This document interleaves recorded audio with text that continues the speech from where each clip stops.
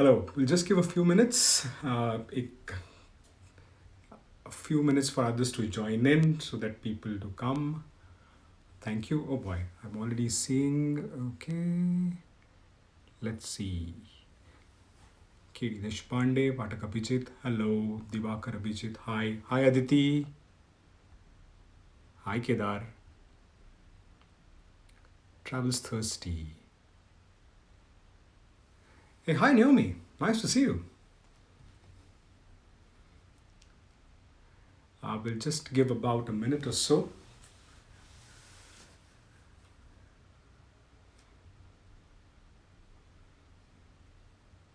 Yeah, hi, Madhura. Hi, Meds.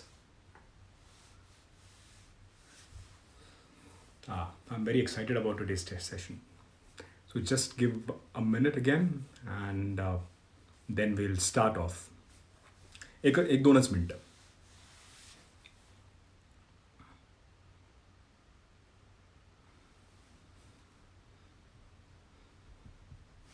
Okay, who else is Selena, Madhura?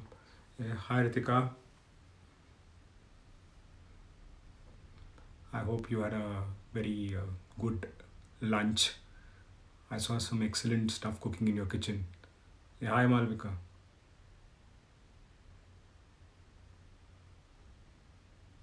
Hi Abhijit, nice to see you. Great, okay. I think we can start now. सुरुवात करूया. Hello, my name is Amit Sangekar. माझं नाव आहे अमित सांगेकर. मेरा नाम है Amit सांगेकर. Welcome to Beyond Reading with You, Season 2, Session 7, Poetry, Reading and More. I have a very special guest today who will be speaking on a topic which is very, very dear to me. It's about. I've always been fascinated by writing, lekhan.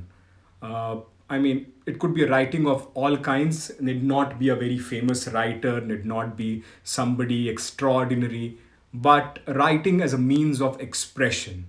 So whether that expression was merely about happenings around, whether the writing was about writing through poems, whether the writing was about descriptions of journeys, or simply something abstract.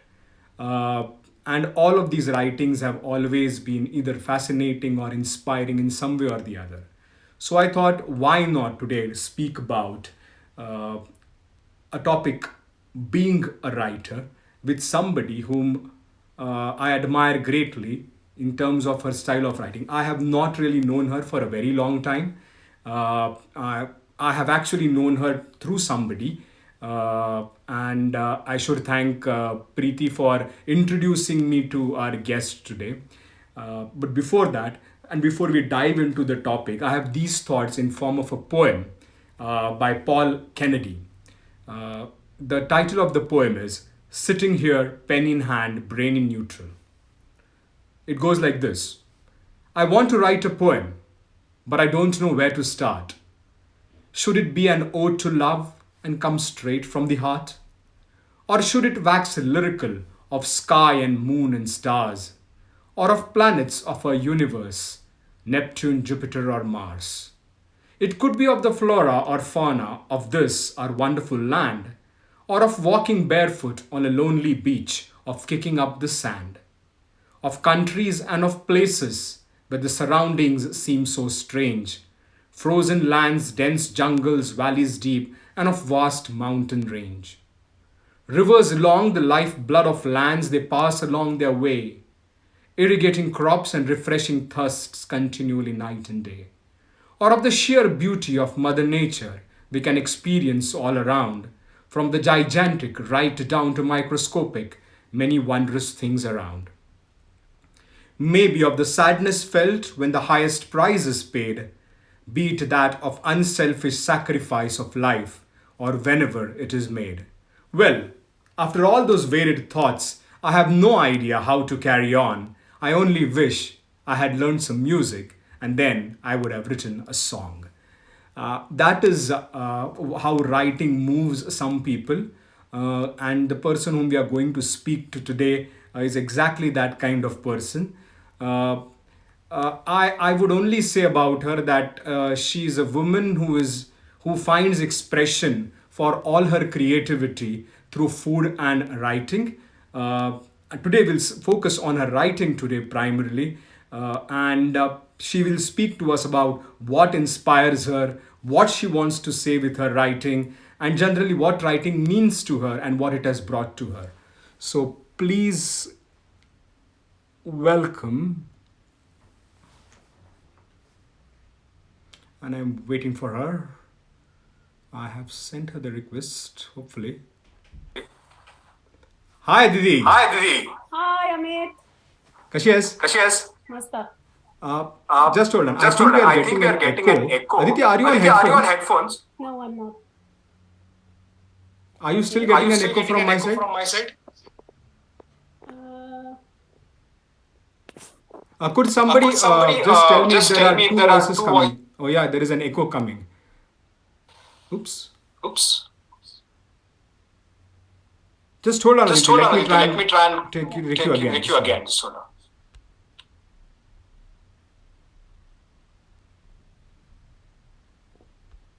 shall I leave or you are going to do it over here? I'm just I'm just removing. Yeah, removing. just hold on. Yeah, just hold on.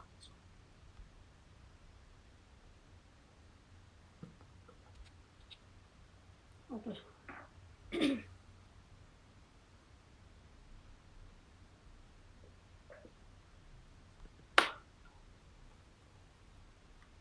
Aditi, could you Aditi, could try you try by putting on by just putting your on just your headphones? headphones? Because somebody Because said somebody that, but said I've that, done but all my I've done all sessions my without sessions without headphones, so they have headphones, so worked they have well. worked well. It should not be a Should not be a problem. problem. Let's see.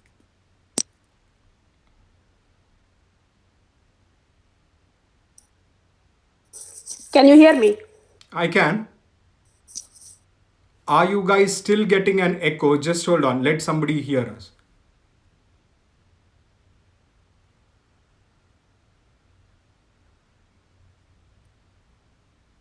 Is the echo still there for all the others?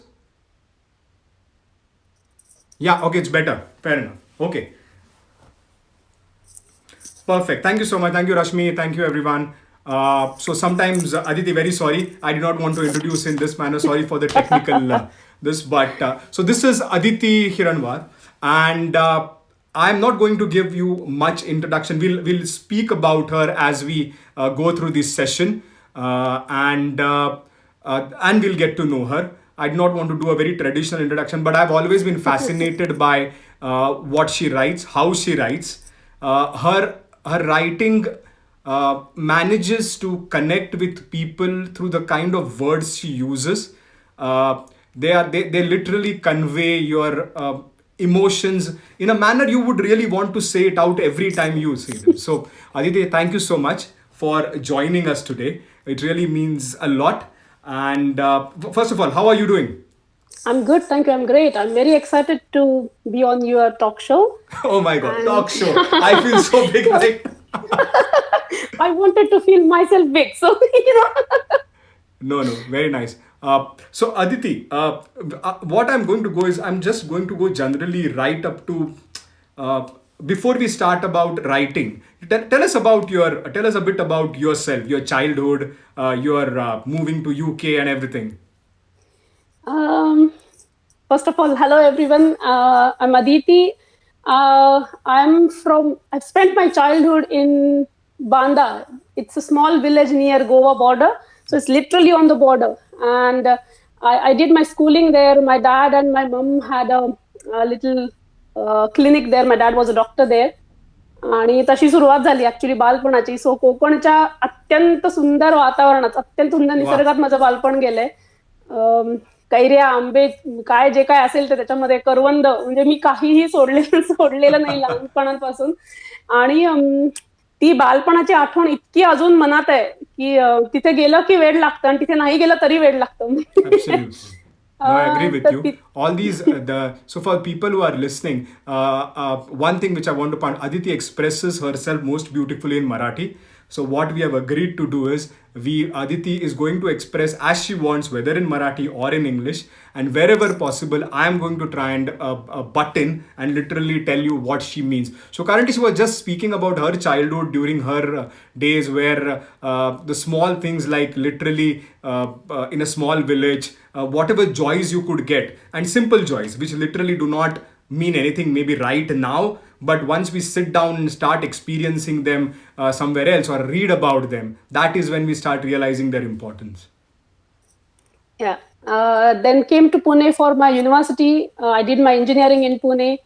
Got married to my lovely husband Atul, and he had a project here in UK. So we came here for 1 month, Okay. and we are here for 16 years now, 15 years now. So Wow.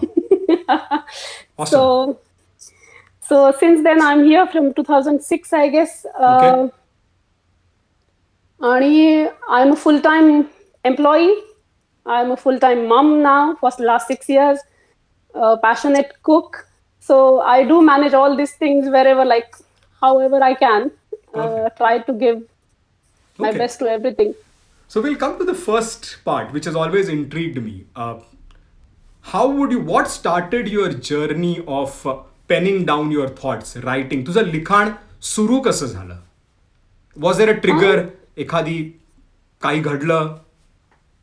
Actually झालं असं की मी जेव्हा युकेत होते 2007 साली, माझ्या एका शाळेतल्या मित्राने एक मराठी वाचन कट्टा नावाचा ब्लॉग सुरू केला होता, की माझं मराठी वाचन.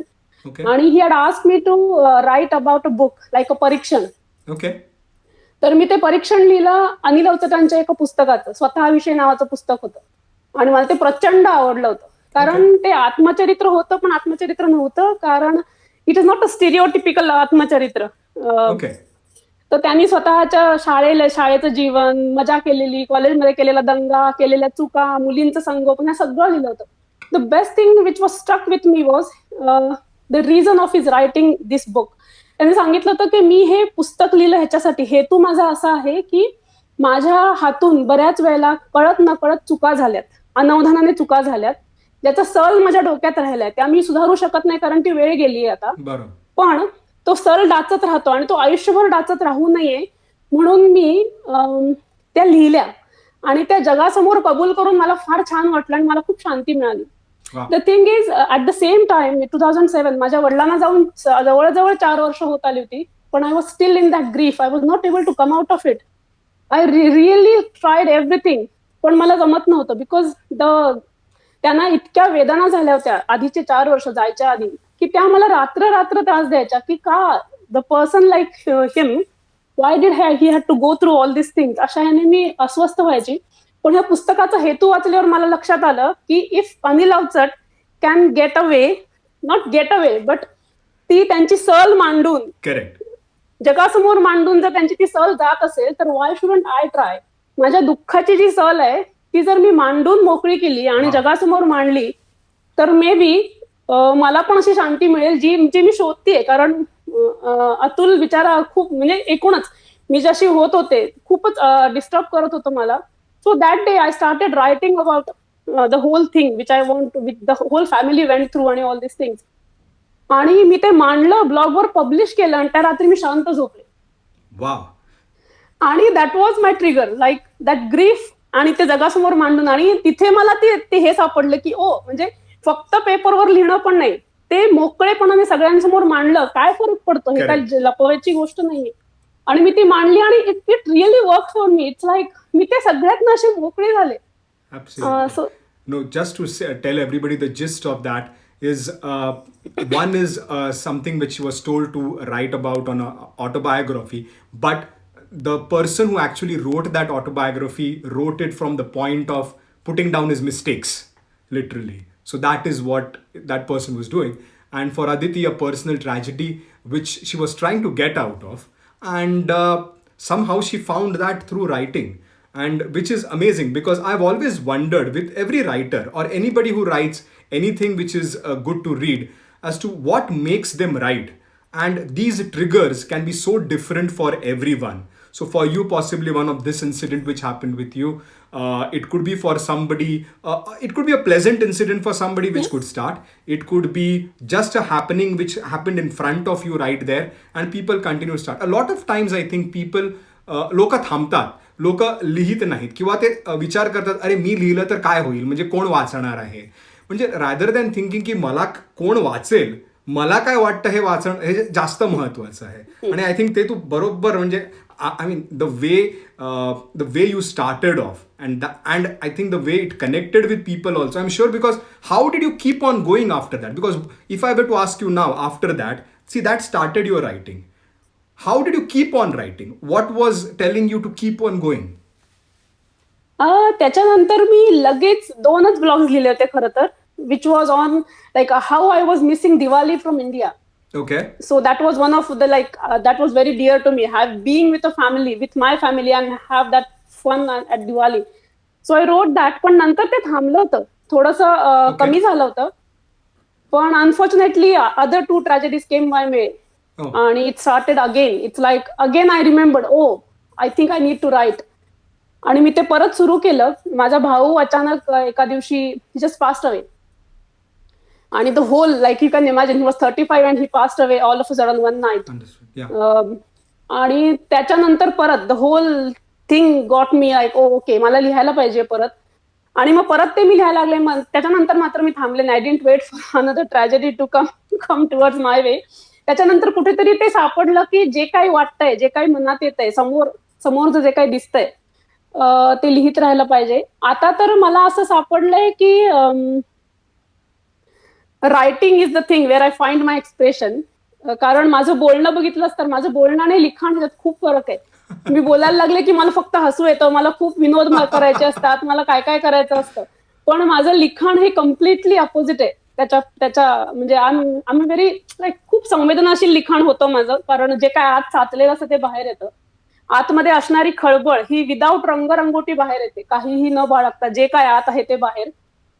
त्याच्यामुळे बहुतेक वेळा बोलताना आपण रिॲक्ट करू शकतो, पण लिहिताना रिस्पॉन्स दिला जातो, प्रतिसाद दिला जातो एखाद्या जाणवलेल्या गोष्टीला. आणि ती गोष्ट मला खूप आवडली आहे की I am not reacting to anything, I am responding to the हे जाणीवा ज्या असतात That's आपल्या. so very nicely put. That it is not a reaction but a response to something which has happened. And Around me, huh. just to say, I mean, a lot of people who try and start writing usually end up say giving it up in the middle of the road, if I have to say.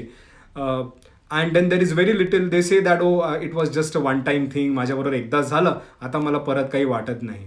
But then to come back to it and then keep on continuing, I think hats off to you, that you can manage to find that will to keep on going. Now, in this, tell me, do you decide की तुला एवढं लिहायला, you will take so much time to write so if you start writing a blog, की तुला एवढा वेळ लागेल किंवा तू एवढा वेळ देतेस तो ब्लॉग लिहिण्यासाठी, you give this much amount of time, असं होतं कधी का? ब्लँक कॅनव्हास असतं. जसं आमच्या मागच्या एका सेशनला माझा एक ॲबस्ट्रॅक्ट आर्टिस्ट मित्र आलेला राहुल, तो बोलला की प्रत्येक दिवशी त्याच्याकडे एक ब्लँक कॅनव्हास असतं आणि त्या ब्लँक कॅनव्हासवरती आपण पाहिजे ते लिहायला सुरुवात करतो, मग त्याला बाकीच्या काही बंधनं नाहीत त्याला. मला म्हणजे वेळ तर नाही दिली जात, कारण वेळ देऊन होतच नाहीये माझ्यासाठी. ते काय झालं की म्हणजे काही वेळेला 2-2 दिवस लागतात की माझ्या डोक्यात तो विषय घोळतोय, पण शब्द सुसूत्रित होत नाहीये, जे काय येत आहे ते नीट येत नाहीये. आणि काही वेळेला just takes half an hour to just write down everything. पण आता जो राघवशीला जो लास्ट ब्लॉग लिहिलाय मी, रिसेंट लिहिलाय, it took me like 2 nights. I was so not upset, but तुम्ही म्हणता ना प्रसव वेणा असतात जशा, त्या क्रिएटिव्हिटीच्या मला येत होत्या, पण तो हे सापडत नव्हता. आणि ऑल ऑफ अ सडन त्या दुसऱ्या रात्री it just took me like 45 minutes to write it down. So असं काहीतरी होतंय. म्हणजे मी ना इतकी मोठी पण रायटर नाहीये इतकी मी त्याच्यावर काही भाष्य करू शकेन, पण जे माझ्या बरोबर होतंय ते असं आहे की कधी कधी असाच येतो, कधी कधी मी खूप काहीतरी जाणवतं पण त्याच्यावर सुचत नाहीये बोलायला.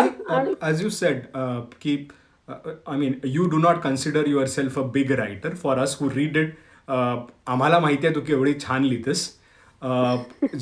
So for us it does not matter what a big name is, but the way the feelings are expressed in that blog or whatever your writing is, that matters to us. And we have connected. I mean, very rarely comment on people's writings on their status when they put it, but I've always found the urge to write something whenever you have written something on the blog. So it's really wonderful because your writing touches you, and I can understand now you're saying that once you get that trigger, even if you get stuck, you will want to continue with it. So then you don't give yourself a time limit or anything of that sort, but you keep on going with it. So brilliant. Actually, आणि तो एक आतून आलेला हुंकार असतो, मनातल्या आलेल्या हुंकाराला दिलेला प्रांजळ प्रतिसाद आहे, दुसरं काहीच नाही. म्हणजे मी त्याला चला आता ह्याला शब्द आहेत ना, त्याला नटवूया शब्दांनी, असं नाही करत बसत, कारण मला जमत नाही. मग ते खूप शब्दबंबाळ होऊन बसतं. त्यापेक्षा जे येईल ते. मला अचानक पण म्हणजे आपल्या ह्याच्या सिच्युएशनचं गाणं नाही येते, पण मला अचानक ते राजेश खन्ना आणि ह्याचं आठवलं, चिंगारी कोई भडके. म्हणजे ती चिंगारी भडकल्याबरोबर मग त्याच्यानंतर जे सगळं डोक्यात चालायला सुरुवात होतं, ते एक सगळं वेगळंच असतं. आणि अरे कुठचाही, म्हणजे ते म्हणतात ना, दर्शने स्पर्शने वापी, श्रवणे भाषणे पिवा. म्हणजे तुमच्या कुठच्या तरी दर्शनाने, कुठच्या तरी स्पर्शाने, वासाने, बोलण्याने, शब्दाने इतक्या आठवणी काहीतरी आत होत असतं. We just need to let it absorb it and then it comes out really beautifully. असा तरी माझा अनुभव झाला याच्यातनं, की आज मी दारची जुईची फुलं काढली आणि ती फुलं it took me straight back to Konkan. म्हणजे मग मी गजरा केला त्याचा. खूप वर्ष झाली गजरा करून, मग आता त्याच्यावर येणार आहे काहीतरी बहुतेक. क्या बात आहे, क्या बात आहे. Will be looking forward to it. Okay, मला सांग, तू आता जेव्हापासून, आय मीन युअर ब्लॉग मनाची आहे गुंती, correct? So that blog is actually, if I have to translate it literally, it won't be the right translation, but the ties or the intertwinings of your soul. Yeah. Okay. Yeah. So it's kind of like that. But tell me, त्या ब्लॉगवरती लोक, when you get feedback, लोक comment करतात किंवा तुझ्या लिखाण शैलीबद्दल किंवा ह्याच्याबद्दल सांगतात. Do you take that feedback in any manner, in the sense, असं नाही की म्हणजे लोक म्हणतात की छान लिहिलंय, ठीक आहे, एक झालं, त्याच्यानंतर कोणी तुझ्या बरोबर लिखाणाच्या स्टाईलवर कधी काही कोणी बोललं आहे किंवा एखादं काहीतरी अशी चूक काढून दाखवली आहे, तेव्हा तुझं म्हणजे व्हॉट इज युअर रिॲक्शन? चूक अशी आहे, म्हणजे युजली बहुतेक लोकांना फेसबुकवर टाकायच्या नसतात चुका. सो थँकफुली कोणी असं तिथे लिहिलेलं नाहीये माझ्यावरती. पण माझ्या काही जवळच्या लोकांनी सांगितलं, अरे हा पडलाय बरं का लेख. म्हणलं असेल, पण जो आलाय तो माझ्या हातून आलाय. म्हणजे मी तो पाडायचा म्हणून पाडलेला नाहीये, की चला आता 1 महिना झाला मी काही लिहिलेलं नाहीये म्हणून चला बसा आणि काहीतरी लिहून काढा. ही गोष्ट शक्यतो मी करत नाही. मी मनाला किंवा माझ्या जाणीवांना सजग करायचा प्रयत्न करते, की त्याच्यातनं ते आपोआप येतं आणि त्याच्यातनं जे काय बाहेर येईल ते येतं म्हणून. पण ज्या काही जर मला तुम्ही सांगितलं कन्स्ट्रक्टिव्ह फीडबॅक असेल तर डेफिनेटली घ्यायला आवडतो. म्हणजे मी आता, माझी एक ताई आहे, संस्कृत PhD आहे, माझी एक वहिनी आहे, वहिनी म्हणजे सूनच आहे खरं तर, ती मराठी खूप सुंदर लिहिते. मग मी तिला नक्की सांगते की मला अभिप्राय हवाय आणि नुसतं कौतुक नकोय, मला खरा अभिप्राय हवाय. म्हणजे मला माहितीये की कौतुक करतायत, which is very dear to me. म्हणजे आय एम व्हेरी ग्रेटफुल की लोक माझं कौतुक करतायत. पण जर मला ग्रो व्हायचं असेल तर मला आवडेल की त्याच्यात जर काहीतरी इम्प्रुव्हमेंट हवी असेल तर फक्त तो कन्स्ट्रक्टिव्ह असावा, एवढंच आहे. की बाकीचं काही नाही. म्हणजे मला म्हणजे कमेंट्स आणि लाईक्स तर नक्कीच आवडतात, पण जर विस्तृत असतील त्याच्यातल्या कमेंट्स की हे छान वाटतंय, ह्याच्यातलं हा हे मला फार आवडलं, हे मला खूप टच झालं, तर ते मला खूप चांगलं उपयोगी पडतं खरं तर. Not because it's on Facebook आणि इट्स इन्क्रीजिंग मी काय माझ्या कमेंट्स वाढतायत म्हणून, पण त्याच्यातनं मला पुढे कसं जायचंय की बाबा हा हे ठीक आहे, हे आता आवडतंय किंवा चांगलं होतंय आपल्याकडून, हे कळलं तरी खूप छान वाटतं पुढे जायला. म्हणजे तो एक मी मोटिवेशन म्हणून नक्की वापरते की आलेले फीडबॅक त्याच्यातनं मिळतच. कारण की माझा जो हे होता की प्रामाणिकपणे जे काय वाटलंय ते लिहायचंय, त्याला मी सजवणार नाही एखाद्या गोष्टीला मुद्दाम असं काही की चला I am not going to glorify the thought, it's as it is. जे काय असेल ते खरं मांडीन. आणि त्याच्यावर तू म्हणतो जसं लोक कनेक्ट होत आहेत, की असं मला जाणवलंय की ते प्रामाणिकपणे प्रांजळ जे काय लिहायचा प्रयत्न करते मी, स्वतःच्या विचारांशी प्रामाणिक राहून, आय थिंक ते आवडतंय.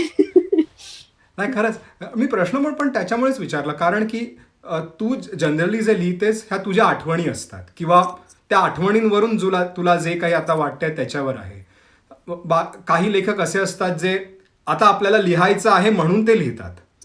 सो त्याच्यामुळे मग काय होतं की लोकांच्या कमेंट्स, दोन्ही ह्याच्यावर कमेंट्स येतात लोकांचे, पण एक एवढी पर्सनल गोष्टी असते की त्याच्यावरती आपल्याला कोणी सांगितलं की नाही बाबा आता तू इकडे चुकलास, म्हणजे चुकलं म्हणजे does that person really understand what you felt Wien you wrote that article? Because बाकीचं लेखन ठीक आहे की त्याच्यामध्ये ओके हे चुकलं, हे नाही, त्याला फ्लो नाही दिसत आहे चांगला, बट तुझा फ्लो तुलाच माहिती आहे, हा दुसऱ्यांना कळणार नाहीये तेव्हा.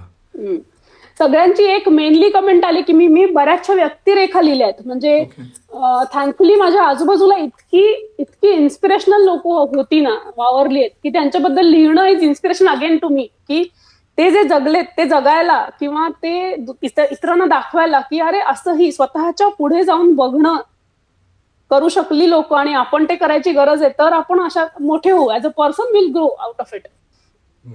म्हणून मी ते लिहायचा प्रयत्न करते, आणि मग त्याच्यावरती त्या माणसांचा अभिप्राय खूप सुंदर येतो की ती व्यक्ती आमच्यासमोर उभी राहिली, आम्ही त्यांना ओळखत नाही पण आम्ही अक्षरशः वाटतंय की आम्ही त्यांना ओळखतो आता या लिखाणामुळे.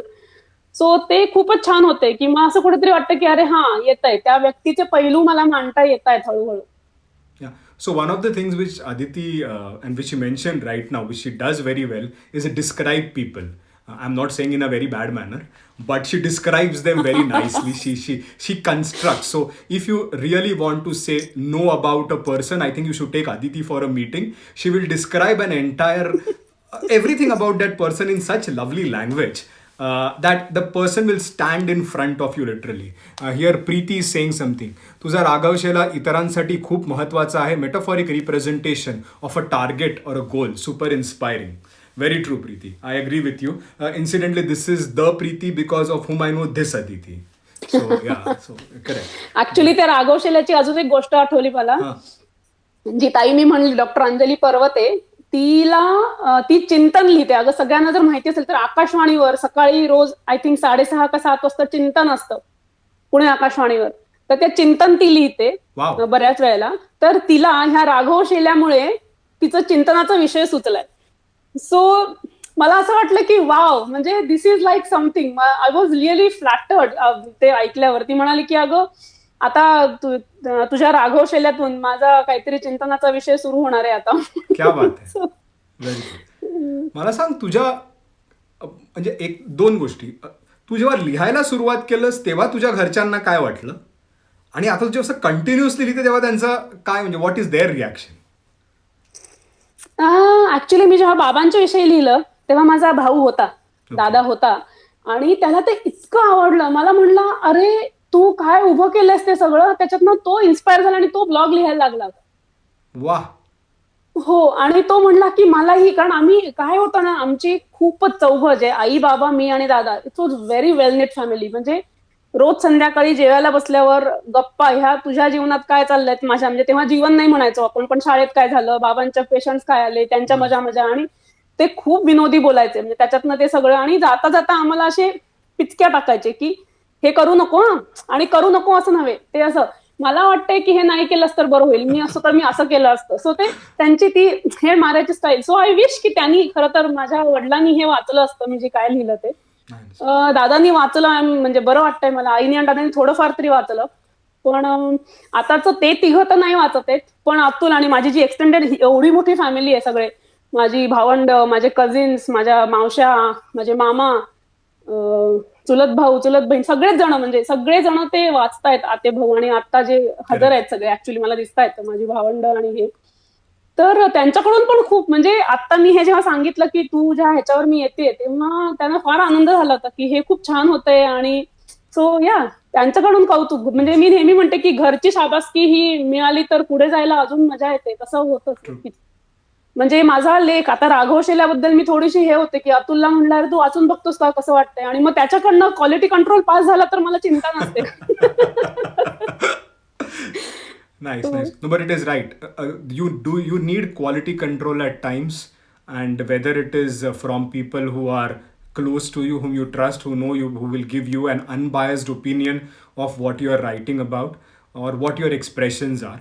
तू असं मांडताना म्हणजे लिहायच्या वेळी कोणाची मदत घेतेस का कधी, का ते मग सगळं स्वतःच असतं? मग स्वतः मी सांगत पण नाही मी लिहायला बसणार आहे आता म्हणून, कारण मग त्यावेळेला मला ते अडल्टरेट नाही व्हायचंय की माझे विचार आहेत ते एकदा येऊ देत त्याच्यामध्ये, बरोबर. आणि कारण तो फ्लो गेला की सापडत नाही. तर म्हणजे बऱ्याचदा असं होतं की माझ्या डोक्यात काहीतरी चालू आहे, पण त्यावेळेला ऑफिसची मीटिंगच चालू आहे. किंवा असं काय काय जी रिस्ट्रिक्शन्स येतात त्यावेळेला तो फ्लो जातो आणि मग तो विषयही परत येत नाही आणि काही होत नाही. सो आधी मी काहीच सांगत नाही, मी लिहायला लागते मला जे काय वाटतंय ते. कारण नाहीतर मग त्याचा जो नितळपणा आहे ना, माझ्या आतून जे सगळं बाहेर यायचा तो नितळपणा राहत नाही. मग मी त्याला बरोबर. ते सुंदर व्हावं म्हणून करायला लागते. ते खरं प्रामाणिक व्हावं म्हणून करत नाही. असं असं त्याचं हे म्हणून मी लिहून टाकते.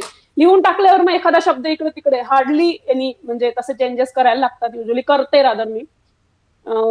पण बऱ्याचदा असंच की Okay. तेव्हा नाही. Good. I think one of your most loved writings was the one you had written about your mom. And I presume it was somebody whom she knew who used to be with her and used to sing to her. I forget yes. that the name of the lady now. But could you tell us a bit about that lady or that incident? या actually काय होतं की माझे वडील आजारी पडले तेव्हा बांद्यातलं घर म्हणजे घर सोडून माझे आई वडील पुण्यात राहायला आले, जिथे मी आणि दादा शिकत होतो. तर आई बांद्यात तिचं मॅटर्निटी होम होतं. म्हणजे ती मल्टी काय म्हणतात तुम्हाला, Multi-dimensional person. Multi dimensional lady होती. म्हणजे ती वाटेल ते करायची त्याच्याकडे. तर ती मॅटर्निटी हॉस्पिटल चालवायची, ती बाबांचे पेशंट बघायची, ती स्वयंपाक अतिउत्तम करायची, ती गाणं म्हणजे तिने वयाच्या 45व्या वर्षी हार्मोनियम आणि गाणं शिकायला सुरुवात करून ती उपांत्य शरद झाली. At 45. At 45 she started learning. Wow. आणि मग ती तिथे गाण्याचे क्लास घ्यायची बांद्यात. आणि ती अचानक तिला उचलून पुण्यात आणलं होतं त्या बांद्यासारख्या निसर्गरम्य परिसरातून. तिचं पूर्ण सगळं तिथे सेट असताना. सो ही माझी जी आतेबहीण आहे सरलताई, तर ती तिथे होती पुण्यात आणि तिला माहिती होतं की आईला गाण्याची आवड आहे आणि ती स्वतः सुंदर गाते. तर तिने लगेच आईला, आता तू आमच्या भजनी मंडळात यायचं म्हणून ती तिला भजनी मंडळात घेऊन जायला सुरुवात केली. आणि मग ही मामी भाची म्हणजे आई तिची मामी Okay. माझ्या ताईची, तर ह्या दोघी जणी जायला लागल्या भजनी मंडळात. त्या गेली 19 वर्ष दर बुधवारी न चुकता वाटेल ते होऊ दे भिजत काय असेल ते. म्हणजे एकदा तर मी आई आजारी होती तिला हॉस्पिटलमधनं सरळ भजनाला पोहोचवली, की इतकी तिची हे होती की नाही मला भजन करायचे त्याशिवाय हे नाही. किंवा बाबा बाबा शेवटच्या ह्याच्यात होते तरी बाबा सारखे तू भजन करून ये आणि भजन रात्री करून ये. माझ्याकडे ये. सो ह्या दोघींनी इतक्या बऱ्याच गोष्टी एकत्र ह्या भजनाच्या ह्याच्यावर झेलल्यात ना, की तो त्यांचा विरंगुळा होता आणि त्यांची पॉवर होती कुठेतरी. क्या बात. तर जेव्हा आई आजारी होती आणि ती ग्लानीत चालली होती, शेवटचे दिवस होते अगदीच, म्हणजे शेवटच्या शेवटून 4था दिवस असेल आईचा तो. आणि सरलताई रोज यायची आणि तिला, आणि मग त्यांचं नाव काय शेवटची होतं? सरल म्हणजे ती आहे सरल. वैशाली दीक्षित. हा. ओके. तर ती रोज यायची आणि ते काही दिवस ती आई उठत नव्हती आणि म्हणजे ती जागत तिला कळतच नव्हतं. ती ऑलमोस्ट म्हणजे ग्लानीत होती, तिला काही कळत नव्हतं. 10 दिवस गेले, फूड नव्हतं, त्याच्यामुळे अशक्त होती खूपच. सरलताईला ते काय बघवे ना सगळं एकूणात प्रकरण. ती म्हणले आज मला मामीचे डोळे उघडायचेच आहेत म्हणून. आणि तिने गायला सुरुवात केली आईची गाणी. आणि त्या सुरांनी यू वोंट, म्हणजे हे मी कॅप्चर, अतुल तर वेडा झाला होता आईकडे बघून. तिने गाणं सुरुवात केल्या आईने डोळे उघडले. म्हणजे तिचे सूर कानात पोचायला ती काय 2-20 सेकंद लागले असतील आतपर्यंत पोचायला. शी ओपन हर आईज, शी स्माइल्ड. तिने डोळे उघडून थोडेसे किलकिले, जे काय तिच्या अंगात ताकद होती ते एवढे डोळे उघडून किलकिले करून तिने सरलताईकडे बघून स्माइल केलं. आणि सरलताई continue to sing 4 or 5 songs त्यांच्या भजनातले. म्हणजे आणि मी कम्प्लिटली गेले होते म्हणजे. And when I read that blog, I could literally picture the entire scene in front. That she's sitting by your mother's side, your mother who has not possibly responded to anything for so long, and suddenly with all this, when she starts hearing those familiar sounds, familiar music, familiar voice, for example, familiar words, it brings out something in you. And I presume that is where you find your peace, literally. Maybe she अगदी. found that peace there. And wow, this is totally amazing. And as I read, I found that peace with myself, that oh my god, this can happen with you. And it जसा रोमांच उठतो ना असा, तसंच काहीतरी एकदम अचानक झालेलं. आणि ते त्यांच्या अंगात इतकं भिनलं होतं म्युझिक तिच्या अंगात. कारण तिचे वडील व्हायोलिनिस्ट होते, सांगलीचे खूप प्रसिद्ध व्हायोलिनिस्ट होते, त्यामुळे तिच्या अंगात सूर होता. तो जो काय तिने म्हणजे भिनवला होता ना अंगामध्ये गाणं तिचं. कारण दादाच्या गेल्यानंतर सुद्धा आई म्हणजे survived on music literally. Awesome. मला सांग, तू स्वतः वाचन खूप करतेस का? Does it help you to write? Do you read a lot yourself? मी वाचायची खूप. मध्ये हल्ली काही वर्ष अशी गेली माझी की मला कॉन्सन्ट्रेशन नाही व्हायचं वाचनामध्ये. पण जेव्हा मी परत लिहायला लागले तेव्हा मी परत वाचायला लागले. Okay. And पण any आता मी particular person whose writing inspires you or moves you? मला सुनीता देशपांडेंचं खूपच आवडतं. म्हणजे मी आहे मनोहर तरी कधीही उघडते आणि वाचायला लागते. त्याच्यातली कुठचीही ओळ म्हणजे इतकी भावून जाते की त्यांचं असं आहे, त्यांनी ना स्वतःला मोठं करायचं म्हणून नाही, पण जे काही मनात आलंय ते त्यांनी लिहून टाकलं. म्हणजे पुलं मोठ्या व्यक्ती आहे, आता मी कसं लिहू, की काही भिडभड न बाळगता शी ओपन अप हर सेल्फ, आणि ते मला फार भावलंय खरं तर. आणि त्यांच्या शब्दांची पकड आणि it's True. Fantastic. Very true. Now, tell me, आता तू लिहित जातेस. Does writing always energize you at sometimes does it exhaust you? तुला असं कधी थकवा येतो का लिहिण्याचा? थकवा म्हणजे माझी झोप होत नाही बऱ्याच वेळेला लिहिण्यानंतर. कारण युजली मला रात्रीचा शांत वेळ मिळतो, तन्मय झोपलेला असतो, माझ्या ऑफिसचं काम नसतं, सगळंच शांत असताना. So the night when I write that blog, त्या रात्री मी बऱ्याच वेळ जागी असते. म्हणजे ते लिहून होईपर्यंत, लिहून झालं, बंद केला फोन आणि मी झोपते. पण तरी मला 1-2-3 वाजतात. म्हणजे काही वेळेला ते डोक्यातून, कारण मी आधी झोपते, मग माझ्या डोक्यात चालू असतं आतमध्ये, मग मला जाग येते आणि मग मी जागी असते रात्री. पण अदरवाईज इट एनर्जायझेस मी, एक्झॉस्ट नाही होत. म्हणजे फक्त झोप सोडता नाही, डेफिनेटली एनर्जायझिंग आहे. There were two comments I want to read out. Preeti is saying again, Aditi, we would like to read your book. Any plans? Which was one of my question. Is any book planned? I mean, it's a very cliched question, but more than a book, I'm saying, is there a collection of your expressions planned, which people can keep with themselves? I know there are blogs, I know there is everything, but at the end, having something as, it could be called Aditi's memoirs. I don't know. It could be called Aditi's expressions. But is there a plan, or are you just letting yourself write first and then think about it later? Actually मला प्रीतीनेच डोक्यात घातलंय हे. त्याच्यामुळे I have started thinking about it, to be honest, की तिने सांगितल्यापासून. आणि मग माझे पण मामा वगैरे सगळे मागे लागलेत की आपण करूया, अजून 1-2 आते बहिणी आणि मित्र वगैरे असं.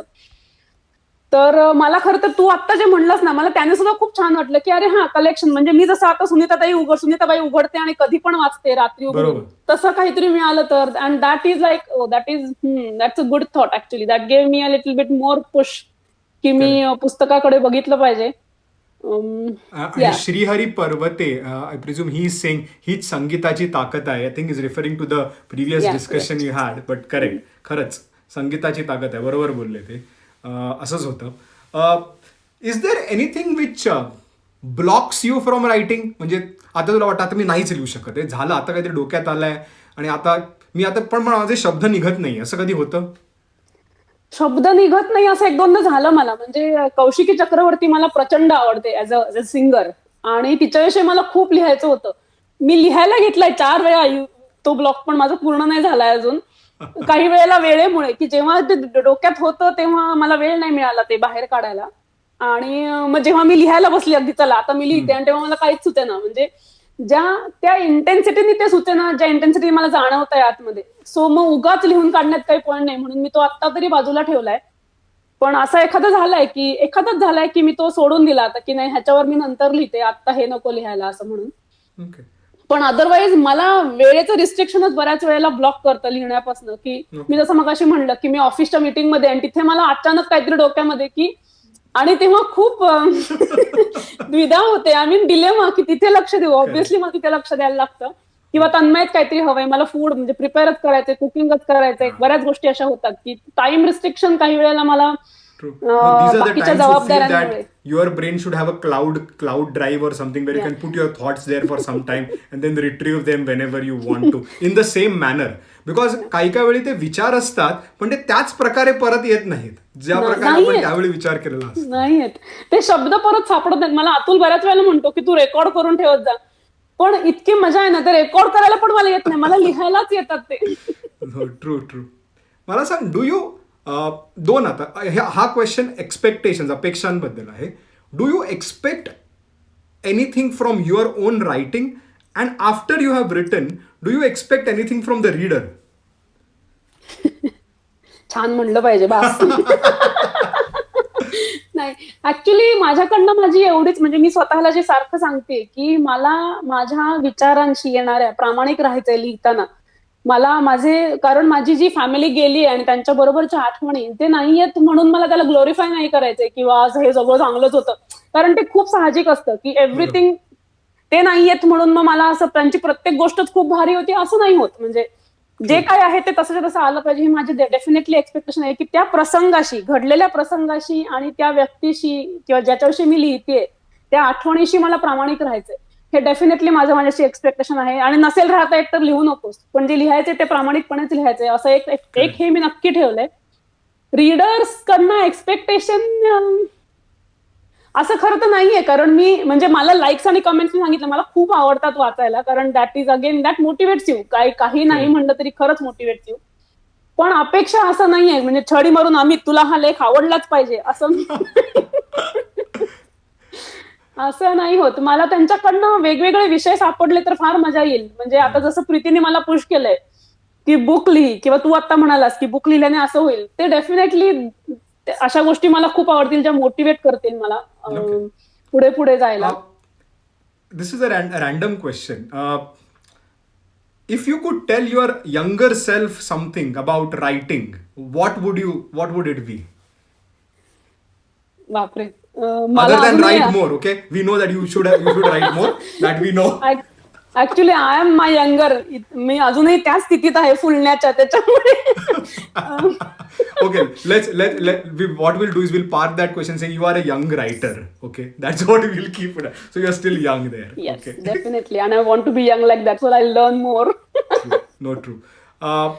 Now, do your two interests, writing and cooking, help each other in any manner? Yes, definitely. Definitely. म्हणजे मी जसं सांगितलं तुला की आमटी केली, त्या आमटीच्या पहिल्या वासाने असं होतं की ते कुठेतरी मन जाऊन त्याच्यावर सुचायलाच लागतात काहीतरी गोष्टी मला. Correct. सो किंवा त्या पदार्थाचं वर्णन सुद्धा, नुसती रेसिपी लिहिते मी हल्ली काही वेळेला पटकन लिहायची म्हणून, पण ती रेसिपी कुठून आलीये, तिचं म्हणजे का ती मला एवढी आवडते, ती माझ्या जेहनमध्ये का बसलीये एवढी, Correct. हे लिहायला मला फार आवडतं खरं तर. की काही काही पदार्थ हे आईच्या हातचे, ती चव आपल्याला जमली की स्वर्ग That is असतो, तो true. आनंद फारच मस्त असतो आणि मग त्याच्याविषयी लिहायला फार मजा येते. And it goes back to triggers because you need those triggers to start writing. And I presume, like you said, something from cooking, a recipe by your mom, grandmom, or somebody, triggers of a memory which may not be just food related, but maybe of the incident that happened there or the surroundings in which that particular thing happened. Or the relatives or anything. I mean, it just triggers. You're right. हा.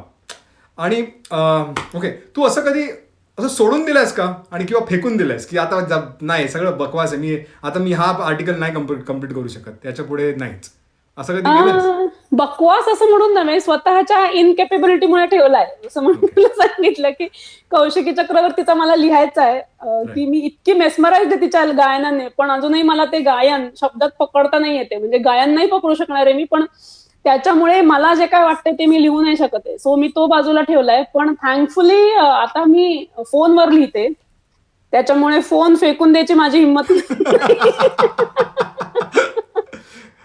त्यामुळे कागदाचा गोळा केला आणि फेकला असं होत नाही. मी तो ड्राफ्ट म्हणून पार्क करून ठेवून टाकते कुठेतरी, जो मला आठवत राहतो की अरे हा आहे.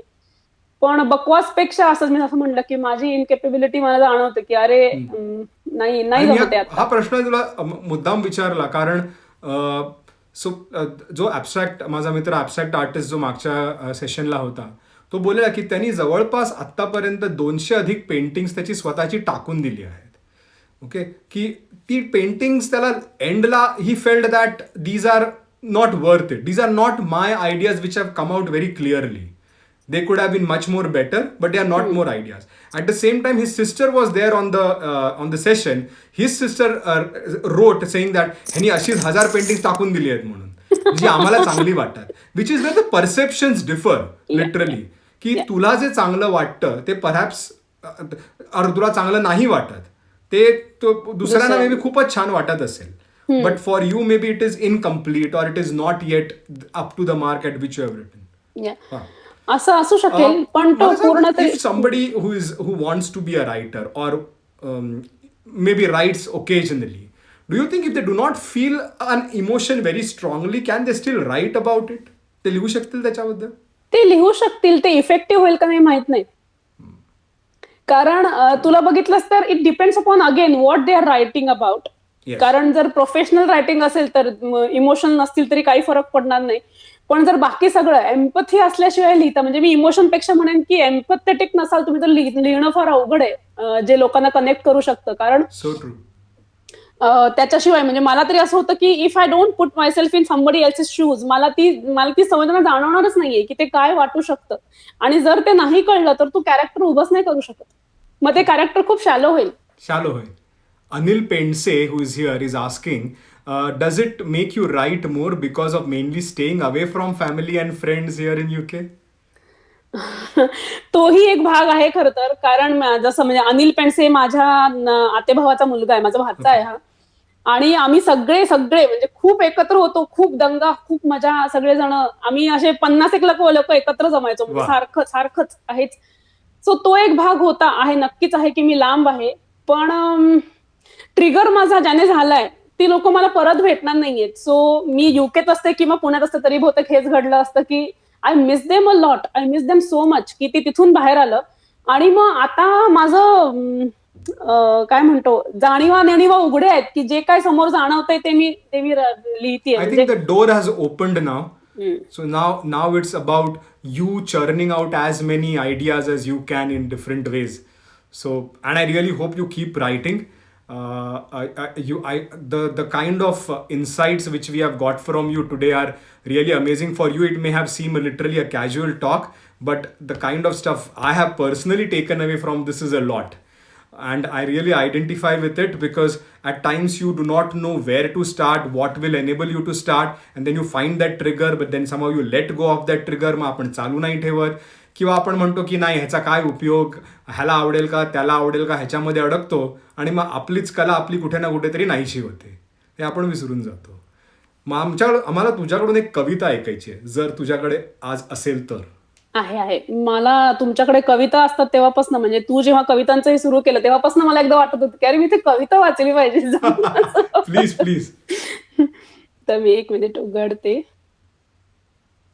ही कविता आहे लावण्य रेखा, बाबू बोरकरांची आहे, आमच्या गोव्यातले. म्हणजे माझ्या खूप म्हणजे कोकण भूमी आणि गोवा हे माझं सांगीकर.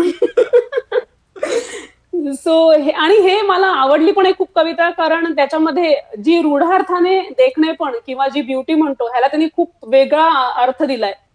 सो मला तो फारच आवडला होता. तर मी ती वाचून दाखवते. नाव आहे लावण्य रेखा, कवी बाभ बोरकर. देखणे ते चेहरे जे प्रांजळाचे आरसे, देखणे ते चेहरे जे प्रांजळाचे आरसे, गोरटे की सावळे या मोल नाही फारसे. तेच डोळे देखणे जे कोंडिती साऱ्या नभा, तेच डोळे देखणे जे कोंडिती साऱ्या नभा, वोळीती दुःखे जनांच्या सांडिती नेत्रप्रभा. देखणे ते ओठ की जे ओविती मुक्ता फळे, देखणे ते ओठ की जे ओविती मुक्ता फळे, आणि ज्यांच्या लाघवाने सत्य होते कोवळे. देखणे जे हात ज्यांना निर्मितीचे डोहळे, देखणे ते हात ज्यांना निर्मितीचे डोहळे, मंगलाने गंधलेले सुंदराचे सोहळे. आता हे जे वाक्य आहे ना, हे मी माझ्या आईबाबत इतकं म्हणू शकते की रूढार्थाने अशी काही ती दिसायला सुंदर, म्हणजे आम्ही एक, पण तिची क्रिएटिव्हिटी जी काय अफलातून होती त्याने मला खरं तर हे इतकं अपील झाली ही कविता की पुढे असं आहे. देखणी ती पाऊले जी ध्यासपंथे चालती, देखणी ती पाऊले जी ध्यासपंथे चालती, वाळवंटातून सुद्धा स्वस्ती पद्मे रेखिती. देखणे ते स्कंध जाये सूळ नेता स्वेच्छया, देखणे ते स्कंध जाये सूळ नेता स्वेच्छया, लाभला आदेश प्राणा निश्चये पाळावया. देखणी ती जीवने जी तृप्तीची तीर्थोदके, देखणी ती जीवने जी तृप्तीची तीर्थोदके, चांदणे जातून वाहे शुभ्र पाऱ्यासारखे. शेवटचं कडवं अतिशय सुंदर आहे. देखणा देहांत तो जो सागरी सूर्यास्तसा, देखणा देहांत तो जो सागरी सूर्यास्तसा अग्नीचा पेरून जातो रात्रगर्भी वारसा. क्या बात आहे. अग्नीचा पेरून जातो रात्रगर्भी वारसा. अप्रतिम.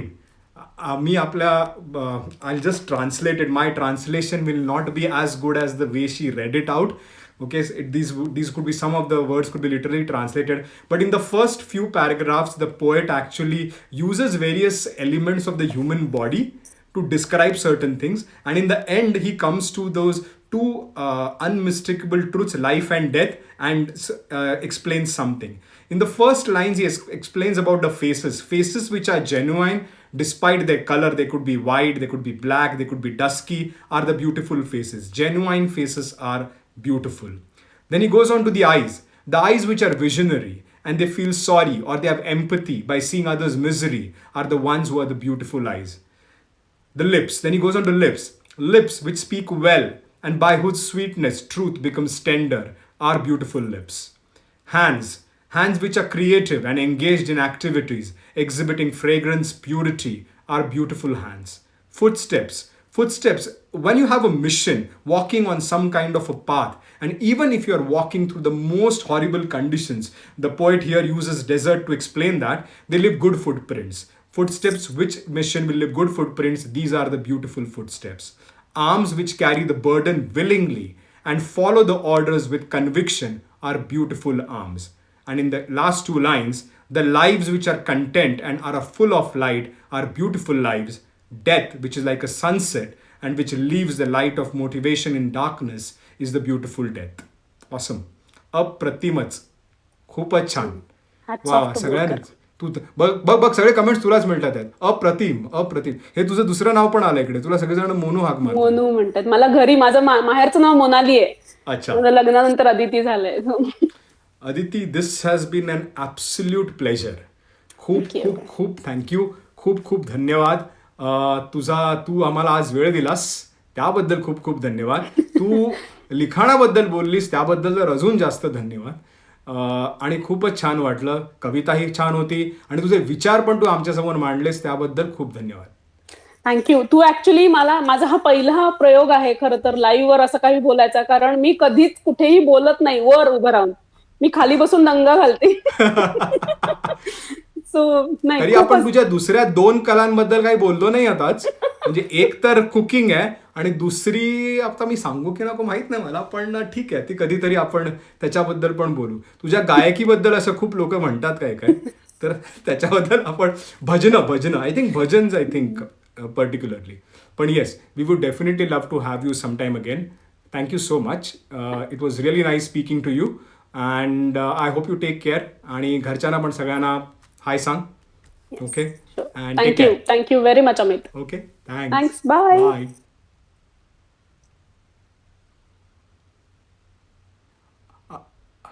अदिती तुला कट करता येतं का बघा. हां थँक्स. झालं.